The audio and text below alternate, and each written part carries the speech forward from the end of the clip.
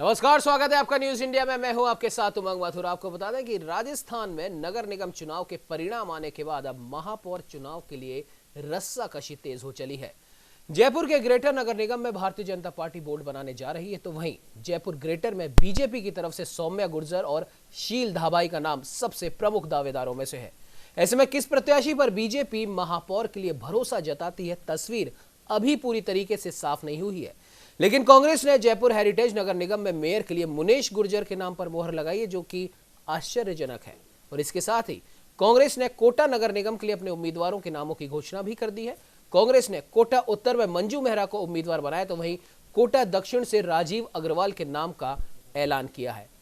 अब बात कर ले अगर जोधपुर की, तो जोधपुर उत्तर में कांग्रेस से महापौर की प्रबल दावेदार महराज अंसारी मानी जा रही है, तो वहीं जोधपुर दक्षिण से बीजेपी की वनीता सेठ के नाम पर सहमति बनी है।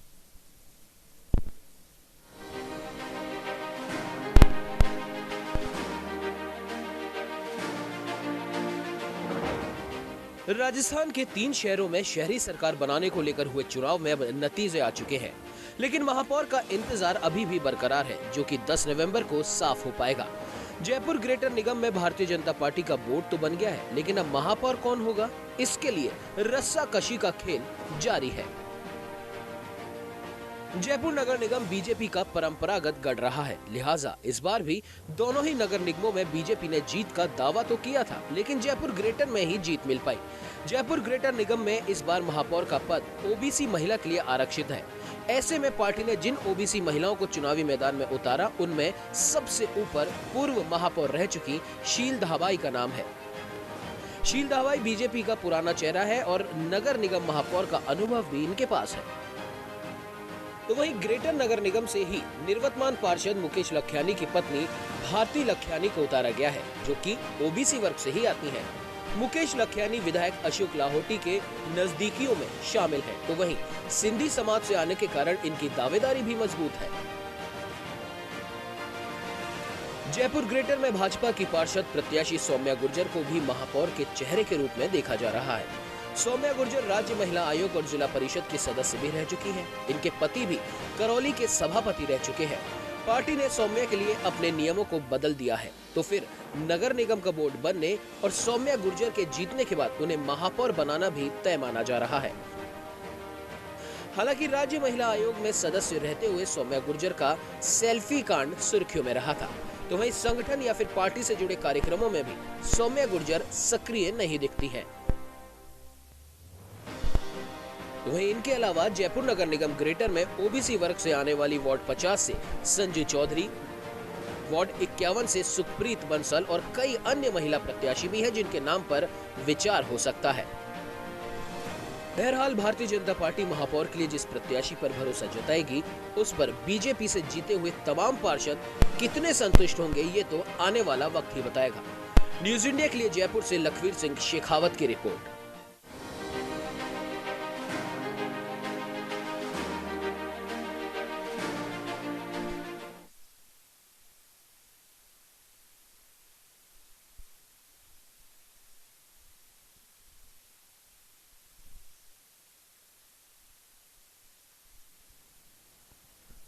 तो मैं आपको बता दें कि जिस प्रकार से कोटा, जयपुर और जोधपुर में 2 चरणों में नगर निगम के चुनाव हुए थे, क्योंकि वहां पर 2-2 बोर्ड बनाए गए थे, वो संपन्न हो चुके हैं और अब माथापच्ची महापौर के नामों को लेकर हो रही है। जहां ऐसा लग रहा है कि कोटा में तो कांग्रेस लगभग डिसाइड कर चुकी है और जोधपुर में भी यही हाल है, लेकिन जयपुर में अभी ऐसा लगता है कि खींचातानी कुछ देर और चल सकती है। तो वही जयपुर में अगर बीजेपी की बात करें, तो ग्रेटर से जहां बीजेपी पहले ही आश्वस्त थी कि ग्रेटर की सीट यानी कि ग्रेटर का बोर्ड तो बीजेपी ही बनाएगी, और ऐसा हुआ भी सही। लेकिन अभी जो नामों पर जिस प्रकार से माथापच्ची चल रही है, उसमें 3 नाम प्रमुख तौर पर यहां पर सामने आ रहे हैं, सौम्या गुर्जर, शील धाबाई और भारती लखियानी। खैर, इन पर चर्चा करेंगे। हमारे साथ में हमारे संवाददाता लखवीर सिंह जयपुर से जुड़ चुके हैं। लखवीर, जिस प्रकार से बीजेपी में 3 नाम प्रमुख तौर पर सामने आ रहे हैं, सौम्या गुर्जर, भारती लखियानी और शील धाबाई, इसमें से शील धाबाई और भारती लखियानी के पास में कार्य करने का अनुभव भी है और पार्टी की पुरानी कार्यकर्ता ये रह चुकी हैं, और इनके नामों के ऊपर पहले से ये तय था कि ये नाम तो आएंगे ही आएंगे। लेकिन सौम्या गुर्जर का नाम यहां पर सामने आना अपने आप में काफी आश्चर्यचकित है। एक तो वो विवादित चेहरा है, एक रेप पीड़िता के साथ सेल्फी कांड उनका बहुत मशहूर हुआ था और पार्टी के कई अन्य कार्यकलापों में उन्हें ज़्यादा देखा नहीं जाता। फिर भी कहीं ना कहीं राजनीतिक हलकों में एक चर्चा चल रही है कि किसी बड़े व्यक्ति का हाथ उनके ऊपर है। आपसे जानना चाहेंगे वो कौन बड़ा व्यक्ति है, और जब राजनीतिक रूप से, कार्यकलापों के रूप से पार्टी के जब वो सक्रिय ही नहीं है, तो फिर किस वजह से उनका नाम प्रमुख तौर पर आगे चल रहा है। लखवीर, देखिए उमंग, भारतीय जनता पार्टी जयपुर ग्रेटर में अपना बोर्ड बनाने जा रही है, लेकिन महापौर के नाम को लेकर रस्साकसी का जो खेल है वो लगातार जारी है। अभी भी प्रदेश भाजपा मुख्यालय में मीटिंग का जो दौर है, चुनाव समिति की बैठक का जो दौर है वो जारी है। तमाम शीर्ष नेता मौजूद हैं और एक नाम को आगे तक ले जाने के लिए चर्चा चल रही है कि किस नाम पर सहमति बन सकती है। मोटे मोटे तौर पर अगर बात की जाए कि कौन से नाम मुख्य तौर पर देखे जा रहे हैं, तो मैं आपको बताना चाहूँगा कि शील धाबाई पूर्व में जो महापौर रही है जयपुर नगर निगम की, उनका नाम मुख्य तौर पर देखा जा रहा है। इसके साथ ही सौम्या गुर्जर का नाम मुख्य तौर पर देखा जा रहा है। सौम्या गुर्जर की अगर बात करें, और आपने सवाल भी करा था, तो सौम्या गुर्जर पूर्व में जिला परिषद की सदस्य रही करौली से और राज्य महिला आयोग की पूर्व सदस्य भी रही। हालांकि इनका एक सेल्फी कांड काफी चर्चा में रहा था, जिसकी वजह से इनको इस्तीफा भी देना पड़ा था राज्य महिला आयोग के सदस्य पद से।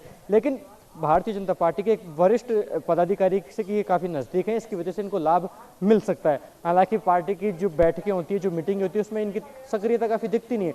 लेकिन इनके पति भी पूर्व में करौली सभा के सभापति रहे हैं, राजाराम गुर्जर, और वो पूर्व मुख्यमंत्री वसुंधरा राजे के भी खास हैं और तमाम शीर्ष नेतृत्व के खास है।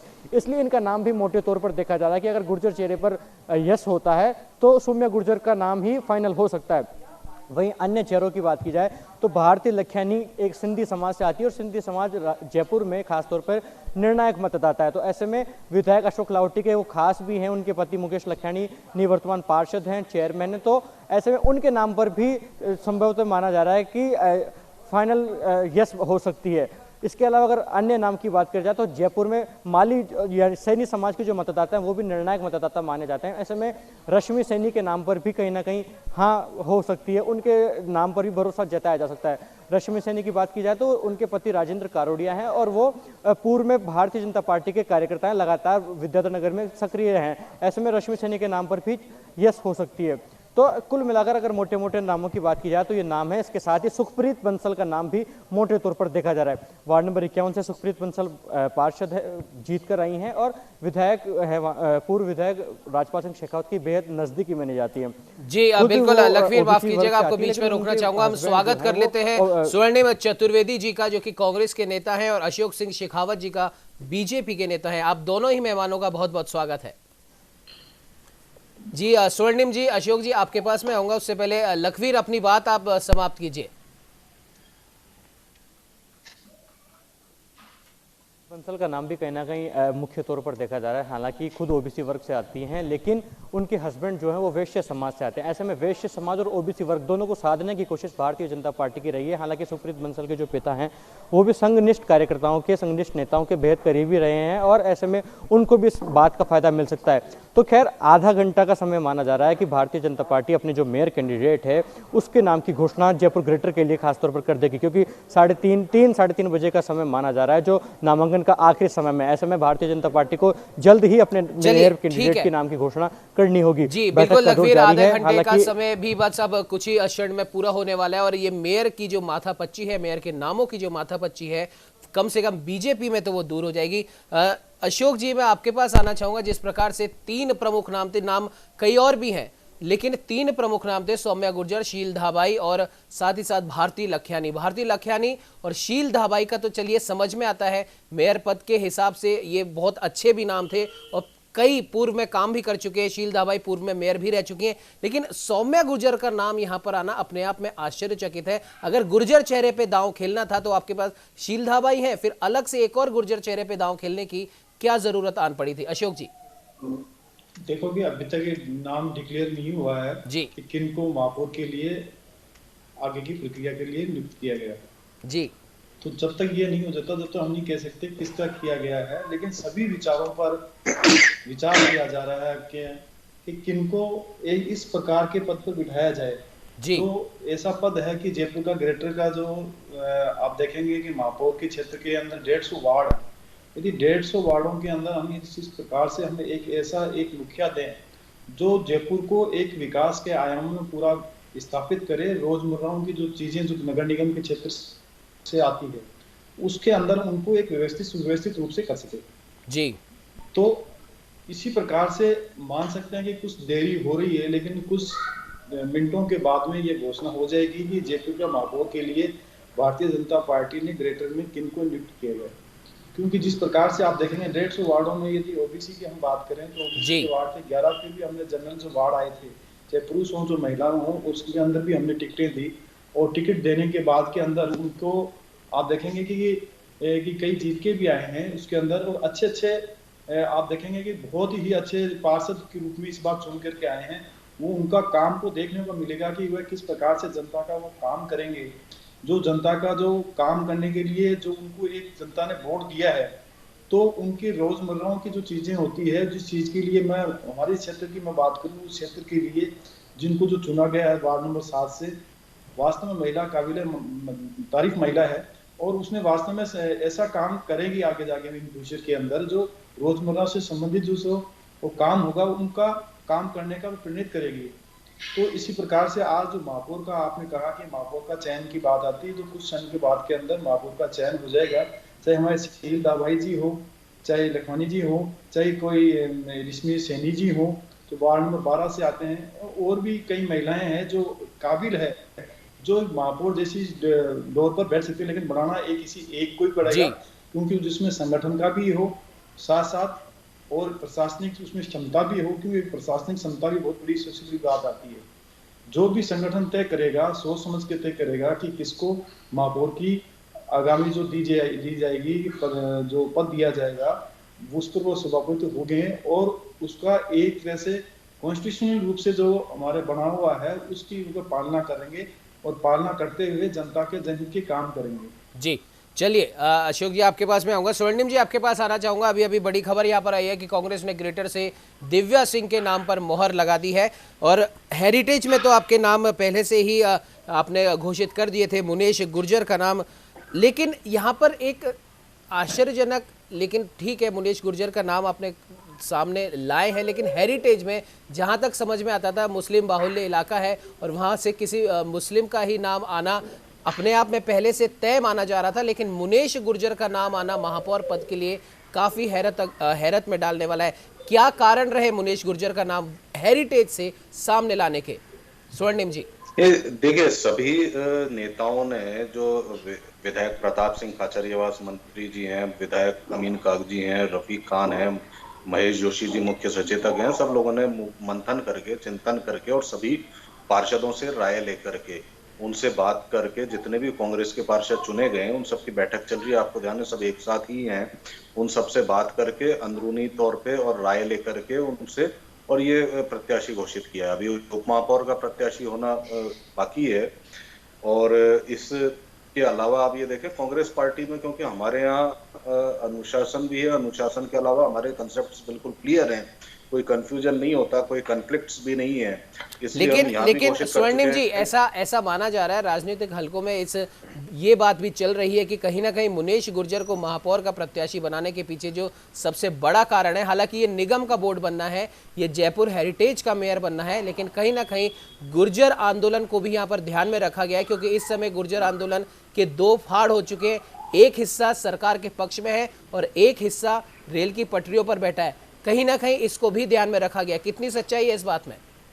देखिए, गुर्जर आंदोलन अपनी जगह, उनकी मांगे अपनी जगह, कांग्रेस की सरकार ने जो है उनकी समस्त मांगे लगभग मान ली हैं, सरकार ने इंप्लीमेंट भी कर दी हैं, वो एक अलग मसला है। यहाँ पे पार्षद चुने गए, जो पार्षद चुने गए उनमें से महापौर बन सकता है, और पार्षदों ने अपनी राय रख करके यहाँ पे प्रत्याशी जो उचित लगा, कहीं ना कहीं ये भी एक फैक्टर तो हो ही सकता है ना, कहीं ना कहीं ये भी एक फैक्टर हो ही सकता है गुर्जरों को ये संदेश देना कि चलिए ठीक है, यहाँ से एक मुस्लिम नाम तय होना था, लेकिन हमने महापौर आपका गुर्जरों का बना दिया है, उप महापौर हम ठीक है मुस्लिमों का बना देंगे। कहीं ना कहीं ये भी तो एक फैक्ट हो सकता है। देखिए, ये कोई फैक्ट नहीं है, इसमें बस ये है कि एक कयास लगाए जा सकते हैं। अब ठीक है, मुनेश गुर्जर जो है सीनियर पार्षद हैं और पहले भी चुनी गई हैं, कांग्रेस पार्टी में सक्रिय, सबको साथ लेकर के चलने का उनका अनुभव है। इस आधार पर और पार्षदों से जितने भी चुने गए हैं किसी एक व्यक्ति की राय नहीं है कि जब चुने गए पार्षदों में से एक नाम निकल के आया जिसमें उसके साथ बहुमत है, जिसको जो अधिकाधिक लोग पसंद करते हैं, इसलिए ये बनाया गया है। और हमने देखें आप, जयपुर ग्रेटर में भी हमने महापौर प्रत्याशी घोषित कर दिया। कोटा के दोनों निगमों में घोषित किए जा चुके हैं हमारे प्रत्याशी। मंजू मेहरा जो है नॉर्थ और दक्षिण से होंगे राजीव अग्रवाल। तो इसमें मंथन कोई ये नहीं है कि अभी हमें करना है, हमारे पहले से जो कुछ ना कुछ ये तय करके चलते हैं। तो चाहे बीजेपी हो चाहे कांग्रेस हो, मैं बीजेपी की ज्यादा नहीं कह सकता, लेकिन ज्यादातर पार्टियां यही होता है कि अगर बोर्ड बनता है तो हमारे संभावित प्रत्याशी कौन होंगे, संभावित महापौर कौन होंगे, उप महापौर कौन होंगे, ये एक थोड़ा सा पहले से सोच रहती है। तो उसको लेकर के पहले से ये इस ब्रैकेट में था नाम, और उनको ये अभी निर्णित किया है। तो मिल करके सोच समझ करके, चाहे मंत्री प्रताप सिंह खचेरिया हो, मुख्य सचेतक महेश जी जोशी हो, हमारे जो विधायक गण हैं अमीन कागजी जी और ये रफीक खान, इन सब ने मिलकर के और पार्षदों की राय लेकर के ये पार्षद प्रत्याशी घोषित किया है और महापौर प्रत्याशी घोषित किया है। और हमारा ये मानना है कि जिस प्रकार से निगम है तो एक अनुभवी व्यक्तित्व और इन सब नेताओं के आशीर्वाद से, इन सबके मार्गदर्शन में एक अच्छा कार्य वहां पे किया जाएगा। बिल्कुल बिल्कुल। एक जो आपने शब्द यूज किया है नेताओं के आशीर्वाद से, कहीं ना कहीं जो महापौर के नाम हो रहे हैं, भले ही वो बीजेपी में हो या फिर कांग्रेस में हो, जयपुर, जोधपुर, कोटा, कहीं पर भी हो, ये आशीर्वाद बहुत इस समय निगम के बोर्ड में महापौर चुनने में काफी काम आ रहा है। स्वर्णिम जी आप हमारे साथ बने रहिए, अशोक जी हमारे साथ बने रहिए। अब आप सीधे जोधपुर का रुख कर लेते हैं। जितेंद्र डूडी लगातार हमारे साथ वहां पर जुड़े हुए हैं। जितेंद्र, जोधपुर के क्या हाल है? महापौर के नामों की घोषणा कांग्रेस वहां से कर चुकी है, क्या चल रहा है इस समय जोधपुर में? जितेंद्र, मैं बताना चाहूंगा कि जोधपुर में दक्षिण के अंदर भाजपा ने अपना फाइनल प्रत्याशी जो है वनीता शेठ पर जो है मोहर लगाई है। वहीं उत्तर के अंदर कांग्रेस पार्टी भी जो है फाइनल नहीं कर पाई है। जहां एक और महराज अंसारी का नाम चल रहा है तो वहीं कुंती देवड़ा भी जो है इस रेस में है। अभी फाइनल मोहर कांग्रेस की ओर से लगानी बाकी है। भाजपा के जो वनीता सेठ है कुछ ही देर में यहाँ पहुंचकर अपना नामांकन दाखिल करेंगे। यहाँ पर भाजपा के नेताओं के जो है भीड़ जुटना शुरू हो चुके हैं, नेता यहाँ पहुंच चुके हैं। कुछ ही देर में उनका नामांकन दाखिल करवा दिया जाएगा। जी बिल्कुल जितेंद्र, लेकिन जो दो नाम आपने बताए महराज अंसारी और कुंती देवड़ा, उनमें दोनों के ही जो पिता हैं वो मुख्यमंत्री अशोक गहलोत के काफी करीबी माने जाते हैं। मान सिंह देवड़ा की पुत्री है कुंती देवड़ा, सईद अंसारी की पुत्री है महराज अंसारी। मान सिंह देवड़ा की अगर बात करें तो ये वही व्यक्ति हैं जिन्होंने 1998 में सरदारपुरा सीट अशोक गहलोत जी के लिए छोड़ी थी, खाली करी थी, और उसी सीट से जीतकर मुख्यमंत्री वो बने हैं। तो क्या लगता है आपको कि इन दोनों नामों के पीछे जो इनके पिताओं का जो एक बड़ा एक व्यक्तित्व है, कहीं ना कहीं वो भी एक बड़ा फैक्टर है? जी बिल्कुल, आपने सही कहा कि दोनों के पीछे जो पिता का जो वर्चस्व है वो जरूर काम आएगा। दोनों के फैक्टर काम कर रहे हैं। जहां एक और कांग्रेस की महराज अंसारी जो कांग्रेस के जिला अध्यक्ष है जोधपुर के, सईद अंसारी उनकी पुत्री है, तो वहीं कुंती देवड़ा जो है मान सिंह देवड़ा की पुत्री है। और आपने सही कहा कि 1998 में मुख्यमंत्री अशोक गहलोत के लिए विधानसभा के लिए जो अपनी सीट छोड़ी थी, मान सिंह देवड़ा ने मुख्यमंत्री वहां से जीतकर सरदारपुरा से जो है मुख्यमंत्री भी बने थे 98 में। तो दोनों के फैक्टर अभी काम करें। अभी फाइनल मोहर लगनी बाकी है। भाजपा ने अपने दोनों जो उत्तर और दक्षिण दोनों में मोहर लगा चुके हैं। जहां दक्षिण से भाजपा के वनीता शेठ अभी कुछ ही देर में फॉर्म यहाँ दाखिल करेंगे, तो वहीं उत्तर से संगीता सोलंकी जो है भाजपा की ओर से नामांकन दाखिल करेगी। जी बिल्कुल जितेंद्र, लेकिन दक्षिण से भी दो नामों की बात कही जा रही थी, एक तो वनीता सेठ और इंदिरा राजपुरोहित की। तो क्या कारण रहा कि इंदिरा राजपुरोहित का नाम आगे नहीं आया और वनीता सेठ का नाम काफी आगे तक आ चुका है और माना भी जा रहा है कि अब वो अपना पर्चा दाखिल कर ही देंगे, जैसा कि आपने भी बताया? जी बिल्कुल, मैं आपको बताना चाहूंगा कि वनीता शेठ जो पहले महिला कांग्रेस की प्रदेश अध्यक्ष भी रह चुकी है, इसके अलावा संघ पृष्ठभूमि से भी जुड़ी हुई है। वहीं जो इंदिरा राजपुरोहित है उसका पिछड़ने का एक कारण रहा था, क्योंकि वो एक संघ पृष्ठभूमि से जुड़ी हुई जरूर थी, लेकिन जो फैक्टर उनके पीछे जो कार्य करने चाहिए थे वो फैक्टर यहाँ काम नहीं कर पाए, क्योंकि वनीता शेठ प्रदेश अध्यक्ष भी रह चुकी है। इसके अलावा उनके पास एक पद और भी रहा था। तो यही वजह है कि भाजपा ने जो अंतिम मोहर जो है वनीता शेठ पर लगाई। वहीं आपको एक बात और बता दूं कि वनीता शेठ जो है पूर्व मुख्यमंत्री वसुंधरा राजे के खेमे के भी मानी जाती है। जी चलिए जितेंद्र, आप हमारे साथ बने रहिए। कोटा का रुख कर लेते हैं। योगेंद्र महावर लगातार हमारे साथ बने हुए। योगेंद्र, कोटा में भी कांग्रेस के उम्मीदवार घोषित हो चुके हैं। उत्तर से मंजू मेहरा, दक्षिण से राजीव अग्रवाल, क्या कारण रहे इन्हीं दोनों नामों पर मोहर लगाने के?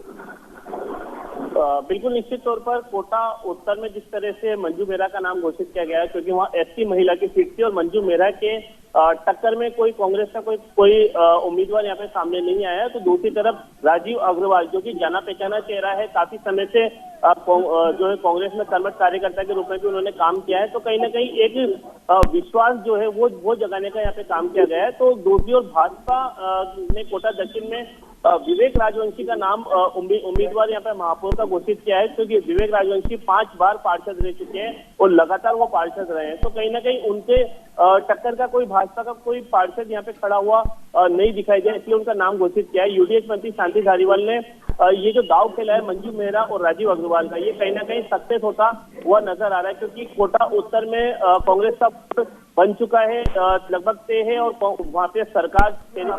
जी हाँ, बिल्कुल बिल्कुल योगेंद्र, माफ कीजिएगा बीच में आपको रोकना चाह रहा हूँ। जोधपुर का रुख कर लेते हैं जितेंद्र डूडी की तरफ। जी जितेंद्र, क्या कुछ उत्साह वहाँ पर कार्यकर्ताओं का देखा जा रहा है? जितेंद्र, आपको बताना चाहूंगा कि दक्षिण से वनिता शेख जो है नामांकन दाखिल करने के लिए पहुंच चुकी है। भाजपा के जो है तमाम बड़े नेता उनके साथ है और यहाँ पर अब ये जो है नामांकन दाखिल करने के लिए पहुंचे हैं। तो निश्चित रूप से जो है इनकी ओर से फाइनल नाम हो चुका है। अब ये नामांकन दाखिल करने के लिए जो है पहुंच चुके हैं और तमाम जो बड़े नेता हैं, चाहे मेघराज लोहिया हो, जिला अध्यक्ष जो देवेंद्र जोशी, उसके अलावा कई महिला कार्यकर्ता भी इनके साथ हैं और भाजपा के कार्यकर्ता भी यहाँ मौजूद। जी बिल्कुल जितेंद्र, ठीक है। वनीता जी वहां पर अपना नामांकन दाखिल करने आ चुकी हैं। रुक कर लेते हैं वापस कोटा का।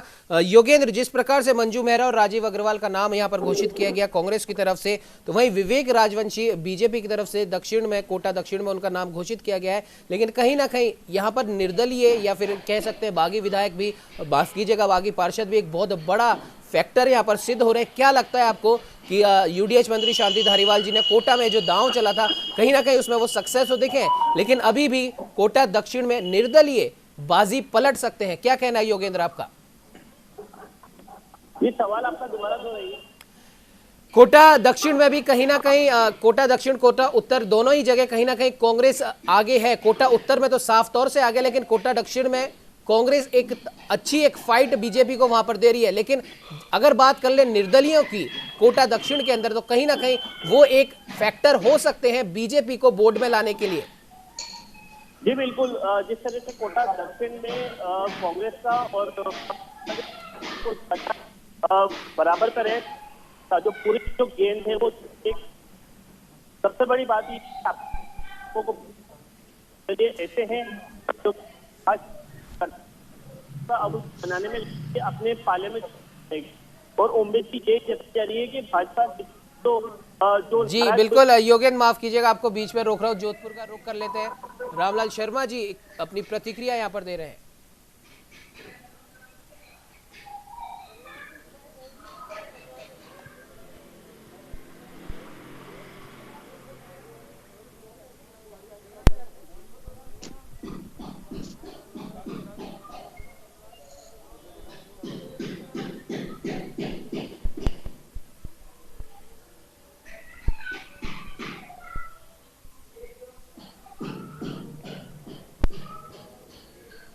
चलिए, लगता है किसी तकनीक खामी की वजह से हमारे संवाददाताओं से हमारा संपर्क नहीं हो पा रहा है। रुक कर लेते हैं स्वर्णिम जी की। और स्वर्णिम जी, जिस प्रकार से कोटा के अंदर बोर्ड बनाया गया है, उत्तर में तो साफ तौर पर जीती है कांग्रेस, वहीं दक्षिण में क्लोज फाइट वहां पर देखी जा रही है, क्योंकि निर्दलीय एक बहुत बड़ा फैक्टर भी वहां पर सिद्ध हो सकते हैं। क्या कहना है आपका?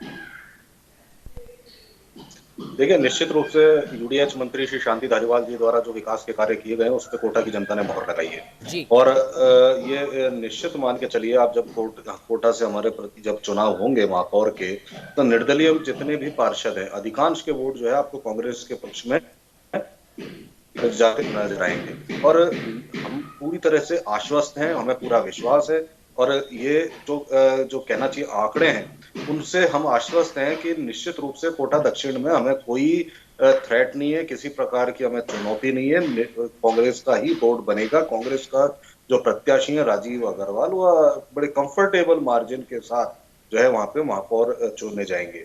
और जो आप कह रहे हैं निर्दलीय जो चुन के आए हैं उनमें अधिकांश ऐसे हमारे साथी हैं, पुराने साथी हैं, जो कहीं ना कहीं चुनाव लड़े जीते, कोई कैलकुलेशन में कहीं हमारे कमी रही होगी, और आज हमारे साथ उनका समर्थन कांग्रेस को है, कांग्रेस के साथ हैं, और वो भी विकास चाहते हैं, और विकास भी चाहते हैं। तो कोटा एक ऐसा शहर है जहां से यूडीएच मंत्री तो है ही, और अगर निगम भी और बोर्ड दोनों उनके बन रहे हैं तो निश्चित रूप से विकास की गंगा वहां बहने वाली है। जी और इस बिल्कुल। बात को सभी स्वर्णिम लोग जी माफ जानते हैं। कीजिएगा, बीच में रुक रहा हूँ, समय हालांकि इजाजत नहीं देता है, फिर भी अशोक जी आपसे आखिरी प्रतिक्रिया लेना चाहूंगा। कोटा दक्षिण को लेकर निर्दलीय एक बहुत बड़ा फैक्टर हो सकते हैं, हालांकि कांग्रेस कह रही है कि वहां पर भी कांग्रेस का ही बोर्ड बनेगा, लेकिन आपको क्या कुछ कहना है? देखो कि जिस प्रकार से स्वर्णिम जी ने कहा, चतुर्वेदी जी ने कि यूडीएच मंत्री साहब हैं, उन्होंने विकास की गंगा बहाई जी, क्या वास्तव में विकास की गंगा बही तो डिलिमिटेशन करने का क्या जरूरत थी उनको?